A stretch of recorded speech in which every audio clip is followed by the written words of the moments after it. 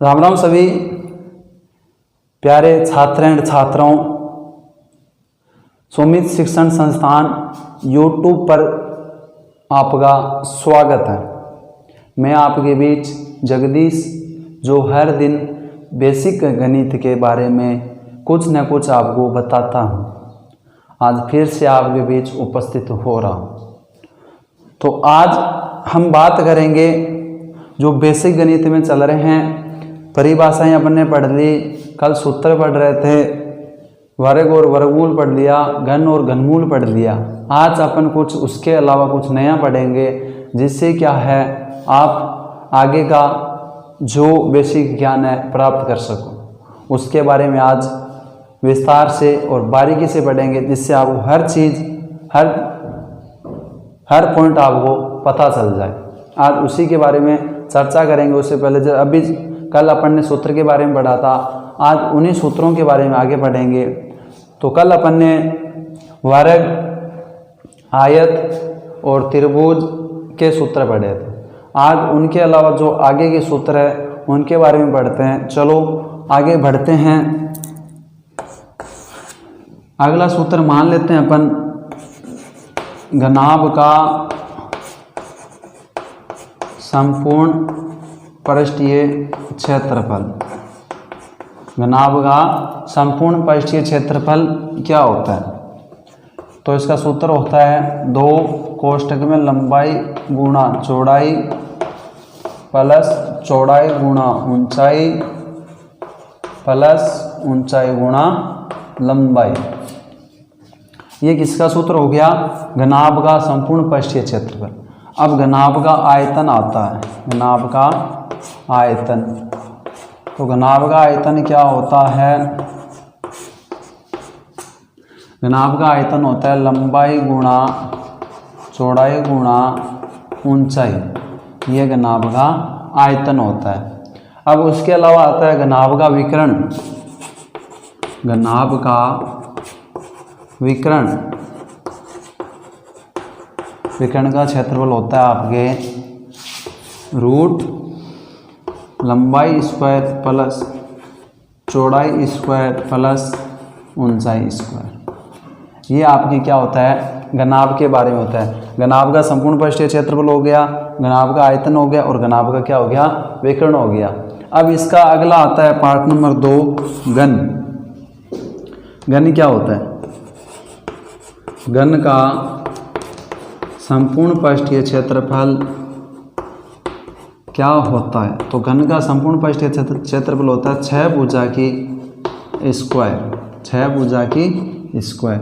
ठीक इसी प्रकार घन का आयतन होता है आपके, घन का आयतन होता है भुजा की क्यूब। मतलब क्या हो गया इसका? भुजा को 3 बार लिख के क्या कर सकते हैं? गुणा कर सकते हैं। तो घन का आप क्या आ जाएगा? आयतन आ जाएगा। ठीक, आगे बढ़ते हैं अपन इसके बेलन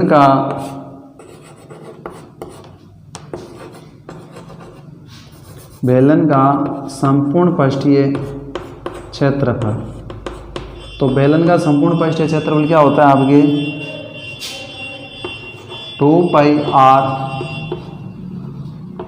r प्लस h। ये क्या होता है आपके? बेलन का संपूर्ण पृष्ठीय क्षेत्रफल। अब आता है बेलन का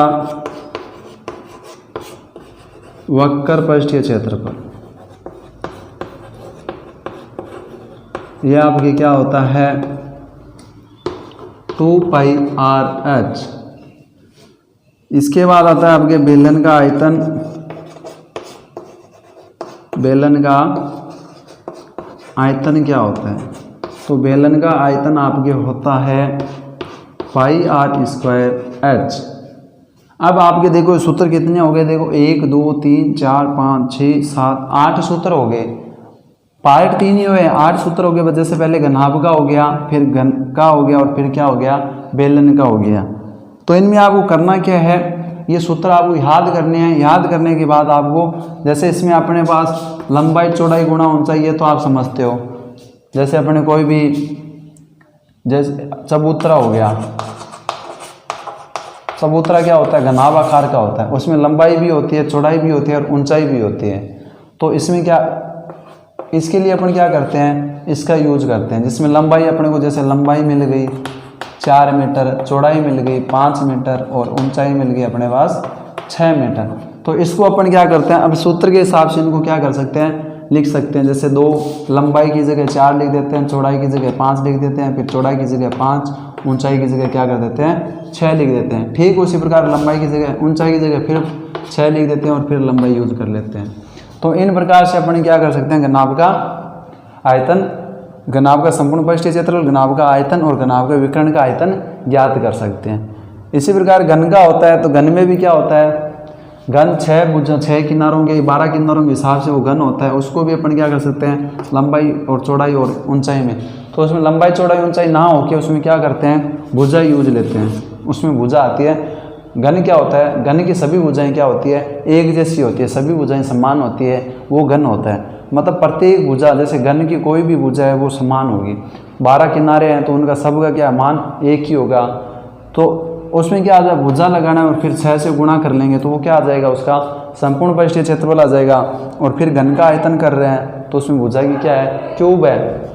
जैसे अपने इसमें क्या हो गया, घन हो गया, घन का मतलब क्या होता है, सभी भुजाएं उसकी क्या होती है, समान होती है। तो समान होती है तब क्या करते हैं, 6 से अपने जो भुजा आती है उसको क्या कर लेते हैं, 6 से गुणा कर लेते हैं, तो अपने पास क्या प्राप्त हो जाता है, घन का संपूर्ण परिष्ठीय क्षेत्रफल। और घन का आयतन क्या ज्ञात करते हैं तब क्या होता है, भुजा की क्यूब आ जाती है।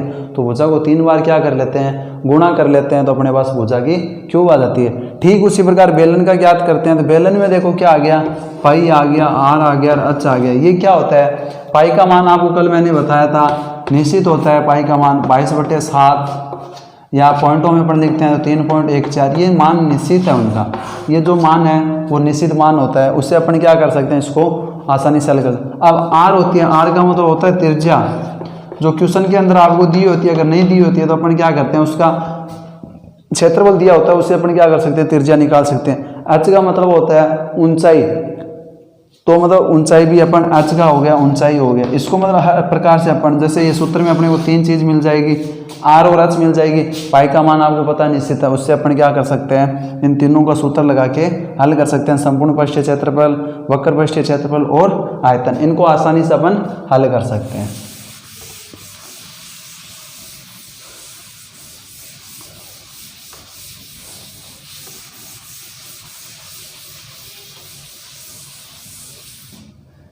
तो अब क्या पढ़ते हैं अपन, देखो नॉर्मल जो बेसिक अपने आता है लाभ और हानि। लाभ और हानि जो अपन हर चीज़ में आपको पता होती है, लाभ और हानि के बारे में अनिवार्य है। हर व्यक्ति को लाभ और हानि के बारे में पता होना चाहिए। तो लाभ और हानि, जो आजकल क्या होता है, हर चीज़ में अपने को लाभ चाहिए, कोई ये नहीं चाहता मुझे क्या हानि हो। अपन जाते हैं दुकानदार के पास जाते हैं तो वो भी सोचता है हमें भी कुछ 5-4 रुपये का लाभ हो, हम सोचते हैं हमें भी 4-5 रुपये वो क्या सस्ते देते हो। लेकिन दोनों की तरफ क्या होता है, वो दुकानदार लाभ कमाना चाहता है, हम सोचें हमें भी क्या हो जाए, लाभ होता है। तो लाभ हानि क्या होती है उसके बारे में आज पढ़ेंगे। तो इनके सूत्र मैं आपको बता देता हूँ। जैसे पहले अपने को लाभ ज्ञात करना, तो लाभ कैसे होता है, जैसे कोई खरीदी हुई चीज़ है, जैसे अपने 16,500 रुपये में कोई चीज़ खरीदी, कितने में बेच दी, 14,500 रुपये में बेच दी। तो इसमें अपने को क्या हुआ, लाभ हुआ। खरीदना क्या होता है, खरीदने का मतलब होता है क्रय मूल्य और बेचने का मतलब होता है विक्रय मूल्य। तो अपन ने कोई चीज खरीदी, कितने में खरीदी, क्रय मूल्य और विक्रय मूल्य हो गया। तो उसमें क्या करते हैं अपन, जैसे 16,500 रुपये में खरीदी और बेच दी कितने में, 14,550 रुपये में बेच दी। तो लाभ कैसे प्राप्त होता है, क्रय मूल्य में से जब विक्रय मूल्य घटाते हैं तो अपने को क्या प्राप्त होता है, लाभ प्राप्त होता है। हानि का क्या होता है, इसका उल्टा कर दो, विक्रय मूल्य में से क्रय मूल्य घटा दो तो क्या हो जाएगा, अपने पास हानि प्राप्त हो जाएगी। अब इसमें जैसे सूत्र हो गया क्रय मूल्य, जैसे अपन ने क्या है, एक वस्तु 16,500 रुपये में खरीद के 14,550 रुपये में बेच दी, तो इसमें अपने को कितना लाभ हुआ। तो 16,500 में 14,500 घटा देंगे तो अपने 3,500 रुपये का क्या हो गया, लाभ हो गया। इसी प्रकार क्या है विक्रय मूल्य। अब इस 16,500 में से क्या कर देंगे, जैसे अपने 14,500 रुपये में वस्तु खरीदी और 16,500 रुपये में क्या कर दी, बेच दी, तब तो अपने को क्या हुआ, फायदा हुआ। और 14,500 रुपये में खरीद कर या 16,500 रुपये में खरीद कर 14,550 रुपये में क्या करती, बेच दी। तो खरीदी तो अपन ने क्या थी, महंगी थी, और बेच दी क्या, सस्ती। तो उससे क्या अपनी लाभ और हानि अपने को पता कर सकते हैं। ठीक जैसे लाभ प्रतिशत का सूत्र क्या होता है आपके, लाभ प्रतिशत का सूत्र होता है लाभ बट्टे में क्रय मूल्य N2 में 100। ये सूत्र किसका होता है, लाभ प्रतिशत का होता है। फिर आता है हानि प्रतिशत। हानि प्रतिशत में भी कौन सा सूत्र यूज करते हैं, लाभ की जगह हानि लिख देते हैं, हानि बट्टे में क्रय मूल्य N2 में क्या कर देते हैं, 100 कर देते हैं। तो ये किसका सूत्र हो गया आपके, हानि प्रतिशत का। ठीक इसी प्रकार अपन आगे बढ़ते हैं, साधारण ब्याज। साधारण ब्याज क्या होता है, तो साधारण ब्याज के बारे में पढ़ेंगे। इसका सूत्र क्या होता है, मूलधन गुणा समय गुणा दर बट्टे में क्या हो गया, 100 हो गया। ये किसका सूत्र हो गया, साधारण ब्याज का हो गया। ठीक इसी प्रकार अपन इसको पढ़ लेते हैं चक्रवृद्धि ब्याज में। चक्रवृद्धि ब्याज क्या होता है, उसका भी सूत्र पता कर लेते हैं। जैसे यहाँ लिखते हैं चक्रवृद्धि ब्याज, तो इसका सूत्र होता है आपके मूलधन गुणा 1 प्लस दर बट्टे में 100 N2 में क्या हो जाता है, समय हो जाता है। ये आपके क्या हो गया, चक्रवृद्धि ब्याज का सूत्र हो गया। ये साधारण ब्याज का हो गया, ये हानि प्रतिशत हो गया, लाभ प्रतिशत हो गया, हानि हो गया और लाभ हो गया। अब इनके मैं 1-2 क्वेश्चन बता देता हूँ जिससे आपकी क्या है समझ में आ जाए इनको हल कैसे करते हैं।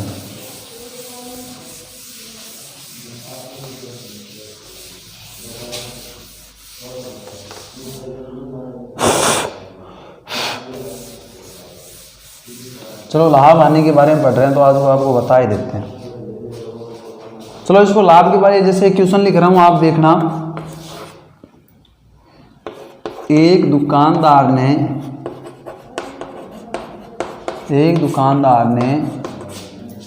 एक टेलीविज़न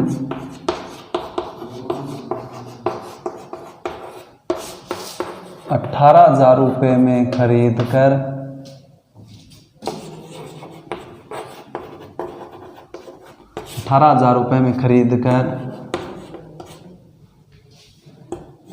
15,500 रुपये में बेच दी।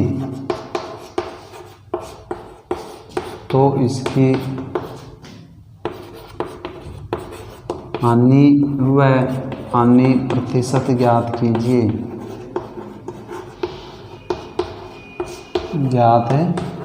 जैसे ये क्वेश्चन आपके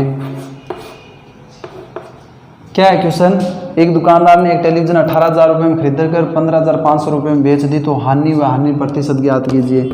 तो क्या करेंगे अपन, अपने को हानि ज्ञात करनी है। खरीदी है तो 18,000 रुपये में खरीद ली उसने, कितने में बेच दी, 5,500 रुपये में बेच दी। तो 18,000 में से 15,000 गए, कितने बच गए, 3,000। फिर 500 गए तो कितने बच गए अपने पास, 2,500 रुपये की क्या हो रही है, हानि हो रही है। ये तो हानि होगी अपने पास। अब हानि प्रतिशत पूछ रहा है, तो हानि प्रतिशत का सूत्र होता है आपके हानि बट्टे में क्रय मूल्य N2 में क्या होता है, 100। तो इसको हल करेंगे तो क्या हानि अपने पास कितनी हो गई, 2,500 रुपये की। क्रय मूल्य अपने पास कितना है, 18,000 रुपये। N2 में क्या हो जाएगा आपके 100 हो जाएगा। 2 शून्य से 2 शून्य गया, 1 शून्य से 1 शून्य गया। तो अपने पास कितने बच गए, 25 गुणा 10, 25 को 10 से गुणा कर लेते हैं, कितने हो गए 250 बट्टे में 18। तो 250 में अपन 18 का क्या कर लेते हैं, भाग दे लेते हैं। तो 18 एकम 18, 18 एकम 18, तो 18 एक बार भाग गया तो बच गए अपने पास 7, उतार दिया 0। तो 18 का भाग फिर देते हैं, 18 एक 18, 18 36, 18 54, 18 चौके 72, 72 तो ज़्यादा हो जाते हैं, 18 54 कितनी बार, 3 बार। बच गए कितने, 16, उतार दिया पॉइंट, फिर यहाँ उतारा 0। फिर 144 आएगा, 18 8 144। तो अपने पास हानि कितनी प्रतिशत हो रही है, 13.5 8% क्या हो रही है अपने पास, हानि हो रही है। इस प्रकार से अपन हानि और लाभ के क्वेश्चन हल कर सकते हैं। हानि कैसे पता करते हैं, लाभ कैसे पता करते हैं, वो आपको मैंने बता दिया। उस हिसाब से अपन क्या कर सकते हैं, इन संख्याओं को आसानी से हल कर सकते हैं। अगर इनमें भी आपको कहीं भी समस्या आती है, जो आज का वीडियो मैंने डाला उसमें अगर आपको कहीं भी समस्या आ रही है तो मुझे आप कमेंट बॉक्स में ज़रूर बताना। जो अपना चैनल है सुमित शिक्षण संस्थान, उसको सर्च करना, अपने वीडियो देखना, और वीडियो देखने के बाद आपको ऐसा लगे यहाँ कुछ चीज़ की कमी आ रही है तो उससे मुझे अवगत करवाए, जिससे क्या है मैं अगले वीडियो में उस कमी को सुधार पाऊँ। हाँ, अगर आप नए बंदे जुड़ रहे हैं तो सबसे पहले आप क्या कीजिए, चैनल को सब्सक्राइब कीजिए, और अपने जो युवा साथी है, अपने साथ पढ़ने वाले बच्चे हैं, उनको क्या कीजिए, ये लिंक शेयर कीजिए, जिससे क्या है वो बंदे अपने YouTube चैनल से जुड़ पाएँ। और ज़्यादा से ज़्यादा शेयर कीजिए और लाइक और कमेंट करते रहिए। धन्यवाद।